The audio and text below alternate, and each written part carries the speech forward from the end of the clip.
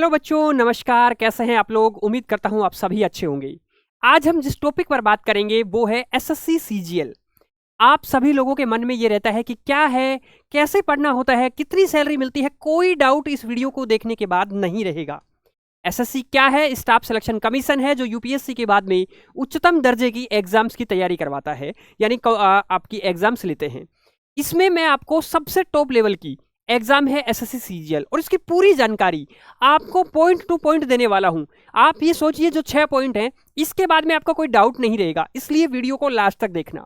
और लास्ट में मैं आपको कुछ मेरी गाइडेंस की सलाह भी आपको दूंगा, इसलिए वीडियो के लास्ट तक जरूर बने रहना। सबसे पहले मैं आपको बताता हूं कि आपकी योग्यता, क्वालिफिकेशन क्या होनी चाहिए, सैलरी कितनी होगी, वर्क प्रोफाइल क्या होगा, सिलेबस क्या होगा, प्रमोशन कहां तक पहुंचेंगे, क्या आप मिनी आईएएस बन सकते हैं, और पोस्ट जो है वो कौन कौन सी आपको इसके अंदर मिलने वाली है। एक एक पर डिटेल से चर्चा करूंगा, वीडियो को लास्ट तक जरूर देखना, ठीक है। सबसे पहले बात करते हैं क्वालिफिकेशन की। आपके पास एसएससी सीजीएल के लिए ग्रेजुएशन होना जरूरी है। ग्रेजुएशन आपके पास किसी भी सब्जेक्ट से हो, आप बीटेक हैं, बी हैं तो भी चलेगा, और इससे ऊपर का है तो भी चलेगा, आप पोस्ट ग्रेजुएशन है तो भी चलेगा। लेकिन आपकी एज जो है वो 18 साल से अधिक होनी चाहिए, और कुछ पोस्ट के लिए 30 साल और कुछ पोस्ट के लिए 27 साल, और कैटेगरी के अनुसार रिलैक्सेशन अलग से है। इसमें एसएससी के द्वारा हर वर्ष वैकेंसी निकाली जाती है। कई बार 8,000, कई बार 10,000, वेरिएशन आता रहता है, लेकिन तकरीबन आप 8-10 हजार वैकेंसीज हर वर्ष आती है। इसका सबसे बड़ा बेनिफिट यही है। चलिए इसके साथ आपको बताता हूं सैलरी नंबर 2 पर। यहां पर सेंट्रल गवर्नमेंट्स में लेवल डिसाइड होता है। आपको एसएससी सीजीएल में लेवल 8 से लेवल 4 तक की जॉब्स मिलती हैं। अगर ग्रेड पे यानी ओल्ड पैटर्न में देखें तो आपको 2400 ग्रेड पे से 4800 ग्रेड पे तक की जॉब यहां पर मिलती है। 4800 ग्रेड पे में आपका बेसिक 47,600 होता है।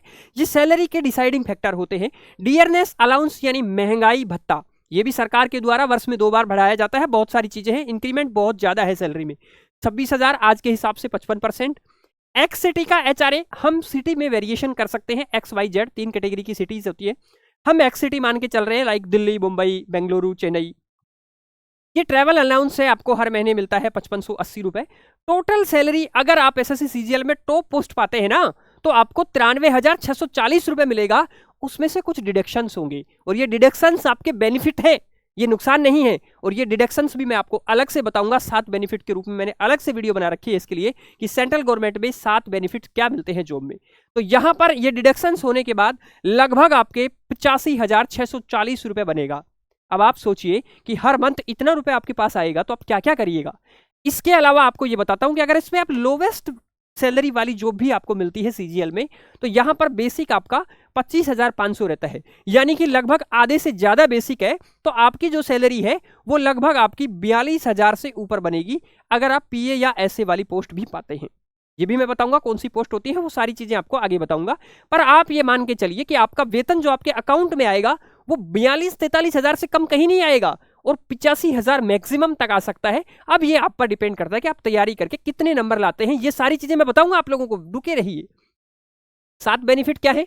सैलरी होती है, 8वां वेतन आयोग आ रहा है, बहुत जो है 8th पे कमीशन आ रहा है, बहुत अच्छी सैलरी हो जाएगी। प्रमोशन भी अच्छे होते हैं इसमें। 2 बच्चों के लिए आपको चाइल्ड एजुकेशन फीस हर साल मिलती है।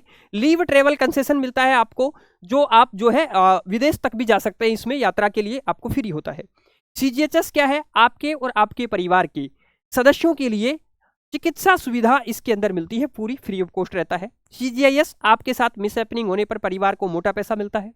एनपीएस या यूपीएस, यूनिफाइड पेंशन स्कीम या न्यू पेंशन स्कीम में यह है कि आप वृद्धा अवस्था में, यानी 60 साल के बाद जब आप रिटायर हो जाते हैं, तब आपको इसमें पेंशन मिलती है, और वो पेंशन की कटौती यहां से हो रही होती है। तो मैंने बताया कटौती नहीं है, ये बेनिफिट्स हैं। तो आप ये सोचिए कि ये सारे बेनिफिट्स गवर्नमेंट जॉब के लिए बहुत जरूरी हैं।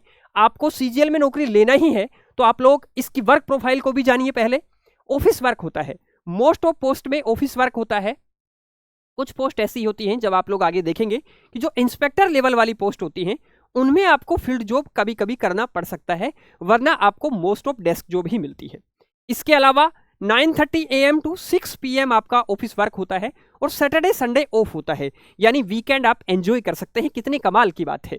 चलिए इसके बाद सिलेबस की बात करते हैं। सिलेबस से पहले मैं आपको एग्जाम पैटर्न बताता हूं कि एग्जाम का पैटर्न क्या है। आपका इसमें दो तरीके से एग्जाम होती है, एक बार प्रीलिम्स होता है, एक बार आप मेंस कह सकते हैं या टायर 2 कह सकते हैं। यहां पर टायर 1 में मैथ्स के 25 क्वेश्चन, रीजनिंग के 25, इंग्लिश के 25 और जीके और जीएस के 25 क्वेश्चन। इनके टॉपिक भी बताऊंगा मैं, रुके रहिए। यहां पर ये 100 क्वेश्चन है और एक क्वेश्चन 2 नंबर का आएगा, तो आपको 200 मार्क्स का पेपर होगा प्रीलिम्स। यहां पर 1 घंटे में इसको करना है, ये सबसे बड़ी चुनौती है और इसको भी तरीका बताऊंगा। 0.5 मार्क्स नेगेटिव मार्किंग है, ये ओनली क्वालिफाई मार्क्स का है। जो बच्चा इसको पास करेगा और वो बच्चा यहां पर पहुंचेगा टायर 2 देने के लिए। सभी क्वेश्चंस ऑब्जेक्टिव होंगे। टायर 2 के अंदर आपको मेंस होगा, इसमें मैथ 30 क्वेश्चन होंगे, रीजनिंग के भी 30 क्वेश्चंस, इंग्लिश के 45, जीके के 25। ये 130 क्वेश्चंस 390 के होंगे और ये 390 ही आपको जॉब देने के लिए फाइनल कट ऑफ इसी से बनेगा। 1 घंटे में ये सेक्शन करना है, फिर ये सेक्शन क्लोज हो जाएगा मैथ्स रीजनिंग वाला, फिर आपको जीके जीएस और इंग्लिश वाला सेक्शन करना है 1 आवर के अंदर। ठीक है, 3 मार्क्स मिल रहे हैं, 1 मार्क्स यहां पर नेगेटिव मार्किंग रहेगी। कट ऑफ आपको 390 से ही देनी है। अब आप कहेंगे इसके बाद में कंप्यूटर का बेसिक सा टेस्ट होता है, वो भी क्वालिफाइंग है, हो जाता है महीने भर पढ़ने से। टाइपिंग बहुत बेसिक होती है, कोई ज़्यादा टाइपिंग का कोई डर नहीं है। आप यहाँ तक पहुँच गए हैं ना, इसको क्वालिफाइंग कर गए तो ये कर जाएंगे, ये क्वालिफाइंग नेचर के हैं। उसके बाद में आपसे पोस्ट प्रेफरेंस मांगी जाती है, फिर आपके मार्क्स के अकॉर्डिंग आपको पोस्ट मिलती है, वो पोस्ट मैं आगे बताऊंगा। और फिर आपके बाद डीवी यानी डॉक्यूमेंट्स वेरिफिकेशन, आपके जो डॉक्यूमेंट्स हैं उनका वेरिफिकेशन किया जाता है।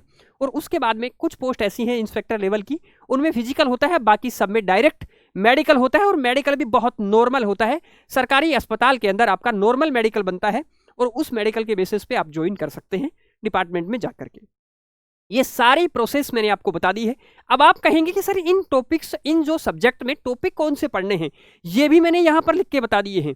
तो सबसे पहले हमें क्या करना है, प्रीलिम्स क्लियर करना है, उसके बाद में मेंस क्लियर करना है। और जिन बच्चों ने प्रीलिम्स क्वालिफाई है, फाइनल पोस्ट 390 से मिलेगी, ये बात याद रखनी है। उसके बाद में आप लोगों के टॉपिक्स मैंने दिए हैं, आप लोग इन टॉपिक्स का एसेस ले सकते हैं एक बार और इनको नोट डाउन कर सकते हैं। बहुत ही बेहतरीन टॉपिक्स हैं। देखिए मैथ्स के अंदर आपको परसेंटेज, प्रॉफिट लॉस रेशियो और ये एलिगेशन वगैरह है, और उसके बाद में मेंसुरेशन, ट्रिग्नोमेट्री, अलजेब्रा, ये सारे टॉपिक्स हैं। प्रोबेबिलिटी भी आती है इसमें। यहाँ पर ऐसे ही रीजनिंग के टॉपिक्स हैं। ग्रामर में वोकैब है, रीडिंग कॉम्प्रीहेंशन और ग्रामर है। इसके ग्रामर के कुछ टॉपिक हैं, 7-8-10 टॉपिक्स हैं। वोकैब के आपके 1 वर्ड है, इडियम फ्रेजेस हैं, एंटोनिम है, सिनोनिम है, ये सारी चीजें हैं। और देखो ये जीके जीएस वाला पोर्शन है। अब मैं आपको बता देता हूं कि ये सारा पोर्शन आप कवर करेंगे। उसके बाद क्या करना है, आपको PYQ यानी SSC के जो एग्जाम्स पिछले एग्जाम हुए हैं उनमें जो क्वेश्चंस आए हैं उनकी आपको बुक लेनी है, या आप मॉक टेस्ट लगा सकते हैं, वो आपको एप्लीकेशन में भी मिल जाते हैं आजकल। मॉक टेस्ट क्यों लगाने हैं, क्योंकि आपको एक्यूरेसी बढ़ानी है, प्लस में आपको टाइम कंज्यूम करना है। मैंने बताया था ना प्रीलिम्स में आपको 1 घंटे में 100 क्वेश्चन करने हैं। ये कैसे कर पाओगे, ये रामबाण है। और उसके बाद में आप लगातार रिवीजन करेंगे, तो यही पैटर्न को फॉलो करेंगे। और मैं अलग अलग गाइडेंस आपको इस यूट्यूब चैनल पर बताता रहता हूं कि आपको, और आपकी कोई भी डाउट हो आप कमेंट सेक्शन में पूछ सकते हैं मेरे से, ठीक है। उसके बाद में मैं आप लोगों को इसमें कौन कौन सी पोस्ट होती है ये भी मैं आपको बताने वाला हूं। और ये बहुत महत्वपूर्ण है, आप सुनेंगे मजा आएगा। क्या आपका प्रमोशन मिनी IAS के इक्विवेलेंट हो सकता है? मिनी IAS तो है ही भाई साहब, आप ऑलरेडी आप IAS की इनिशियल पोस्टिंग के वहां पर पहुंच सकते हैं। IAS की जहां प्रारंभिक नियुक्ति होती है वहां पर आप इसके प्रमोशन से पहुंच सकते हैं। आप सोचिए कि आपको 4800 grade pay assistant audit officer, अगर आप ये पोस्ट पाते हैं, ये SSC CGL की टॉप लेवल की पोस्ट है। इसमें ही बताइए मैंने कटपिट के 85,000 सैलरी मिलती है, 85,000 ग्रोस तो 93 बताई थी। इसके बाद में L7, ये है 4600 ग्रेड पे में। इसमें GST में इंस्पेक्टर, इनकम टैक्स में इंस्पेक्टर, CBT में inspector, examiner, preventive officer. Ministries के अंदर ASO आप MEA में, minister of external affairs, ministry of external, विदेश मंत्रालय में। आप ये सोचिए अगर आप ASO लग जाते हैं तो आपकी विदेश में भी पोस्टिंग हो जाएगी इससे, और हो रही है। इसमें सिलेक्शन होने पर विदेश में पोस्टिंग हो रही है, ठीक है। CSS कैबिनेट सेक्रेटरी, जो भी मिनिस्ट्रियली जो आपके कैबिनेट सेक्रेटरीट में आती है उन मिनिस्ट्रीज में भी, IB में, रेलवे के अंदर आप ASO लग सकते हैं, सेंट्रल विजिलेंस कमीशन में लग सकते हैं, सेंट्रल अपील ट्रिब्यूनल जो कोर्ट होता है उसमें लग सकते हैं आप कैट के अंदर। और आपकी इसके अलावा L6 की जॉब होती है, ये 4200 ग्रेड पे की जॉब है। इसमें सब इंस्पेक्टर NIA होता है, डिविजनल अकाउंटेंट होता है, JSO होता है। इसके अलावा स्टैटिस्टिकल इन्वेस्टिगेटर वगैरह की एक आधी और पोस्ट है। अगर आपके पास स्टैटिस्टिक्स है, ग्रेजुएशन में स्टैटिस्टिक्स है, मैथ्स और स्टैटिस्टिक्स है ग्रेजुएशन में, तो आप लोगों के लिए अलग से एक पेपर और लगता है, तो उसके द्वारा आप स्टैटिस्टिकल इन्वेस्टिगेटर भी बन सकते हैं। सांख्यिकी वालों के लिए L5 के अंदर 2800 ग्रेड पे की जॉब है। यहाँ पर ऑडिटर है CGDA के अंदर, CGA के अंदर, और अकाउंटेंट की पोस्ट भी है एक CAG के अंदर, कैग के अंदर, ये है ना, समझ गए हैं। उसके अलावा L4 के अंदर 2400 ग्रेड पे। ये पहले CHSL में होती थी। CHSL क्या है? ये SSC के द्वारा करवाए जाने वाली ग्रेजुएशन के बाद में 12th लेवल की एग्जाम है, यानी ये क्लर्कियल पोस्ट है।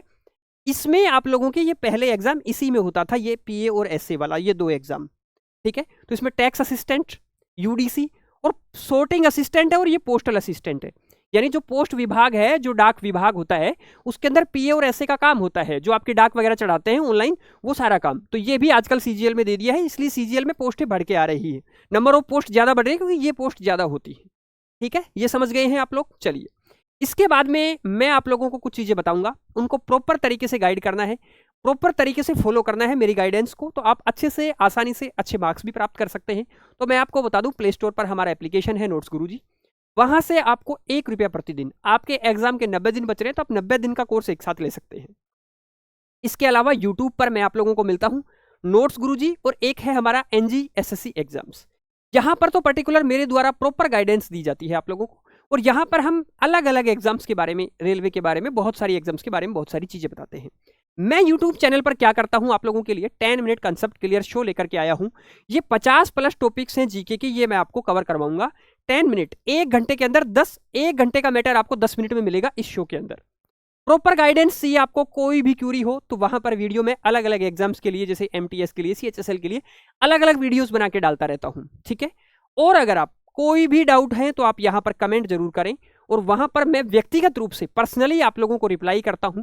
तो आप लोगों के दिमाग में अब भी कोई डाउट है तो आप कमेंट कर सकते हैं। मेरे हिसाब से कोई डाउट बचा नहीं है, लेकिन फिर भी आप लोगों का जिज्ञासु दिमाग है, कुछ पूछ सकता है मुझसे, तो जरूर कमेंट सेक्शन में पूछें, और मैं पर्सनली रिप्लाई दूंगा, और आप संतुष्ट भी होंगे, ये मेरा वादा है। चलिए, धन्यवाद, नमस्कार।